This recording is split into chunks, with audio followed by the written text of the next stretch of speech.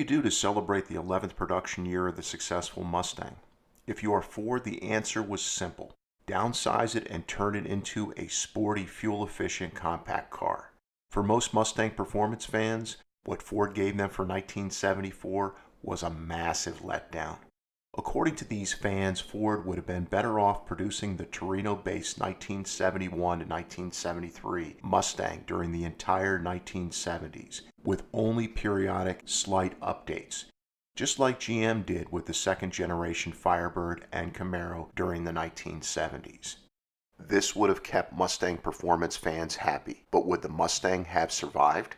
The 1974 to 1978 Mustang II may have been deficient in a few areas, but one area where it shined was sales.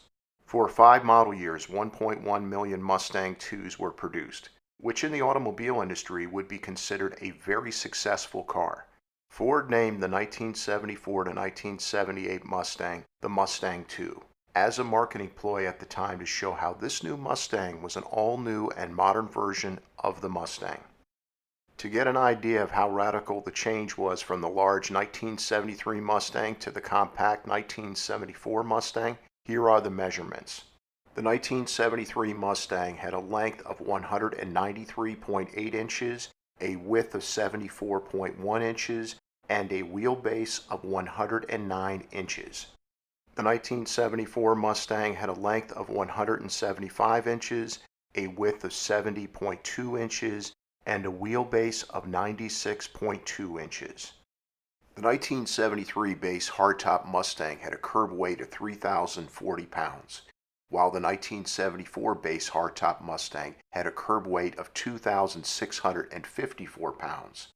To get a real understanding of how small the Mustang II was, let's compare it to a 2019 Mustang, which has a curb weight of 3,642 pounds, a length of 188.3 inches, and a width of 75.4 inches, and a wheelbase of 107 inches.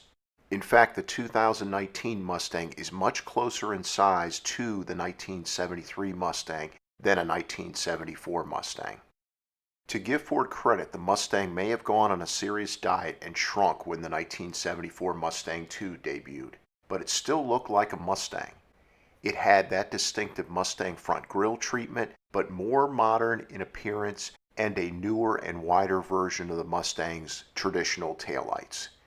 One of the most difficult tasks an automaker has is to make a small compact car look stylish and sleek.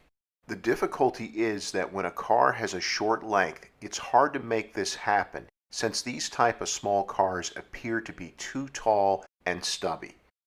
Ford managed to make the Mustang II look attractive, sleek, and stylish, especially when the optional fastback roofline version was ordered. Even the formal roof coupe version of the Mustang II looks sporty, since Ford managed to use the short deck lid and longer hood design that was found on all previous formal coupe roof Mustangs. One thing helping the overall look of the Mustang II was that it had a low height of only 50 inches, which allowed it to look more sporty than most compact cars. There's also a major misconception that the Mustang II was built on the Ford Pinto platform, which is not true.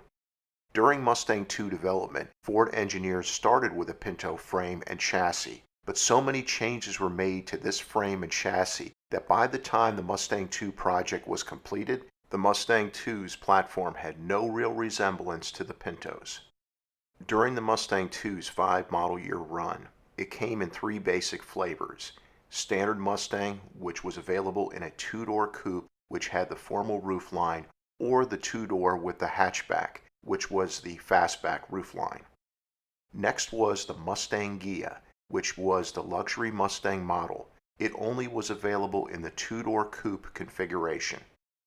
And last but not least was the Mustang Mach-1, which was the performance version of the Mustang II that was only available in the 2-door hatchback configuration. Ford offered for 1976 only the Stallion Group Appearance Package, which was essentially a blacked-out exterior trim package. From 1976 to 1978, Ford offered the wild decal-laden Cobra II exterior package, and for 1978, the even wilder King Cobra exterior package. The Cobra and King Cobra gave the Mustang II hatchback a traditional muscle car look. The 1974 to 1978 Mustang II was standard with Ford's 2.3-liter four-cylinder, which produced anywhere from 83 to 92 horsepower depending on the model year. During this same time period, the Mustang II was also available with Ford's 2.8-liter V6, which produced anywhere from 90 to 105 horsepower depending on model year. From 1975 to 1978, there was an optional two-barrel equipped 5.0-liter 302 cubic inch V8, which produced anywhere from 122 to 139 horsepower depending on the model year. All three of these engines were available with a 4-speed manual transmission or a 3-speed automatic transmission, both of which had gear changers mounted to the floor. The real weakness of the Mustang II was that it wasn't available in a genuine performance-oriented version. Ford could have easily bolted a 4-barrel carburetor on the Mustang II's 5.0-liter V8 and added a performance exhaust system and other performance-oriented engine upgrades, which could have easily produced output of 170 to 200 horsepower. In a light platform like the Mustang II, output like this would have easily made the Mustang II competitive with the fastest new Chevrolet Corvettes and Pontiac Trans Ams at the time.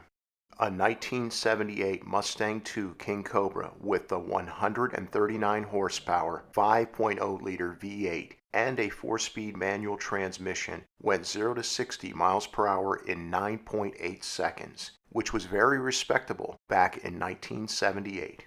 However, compare this to the quickest 1978 model year American car, the 1978 Pontiac Trans Am, equipped with a 4-speed manual transmission and the 220 horsepower W72 6.6-liter 400 cubic inch V8, which went 0 to 60 miles per hour in 6.5 seconds.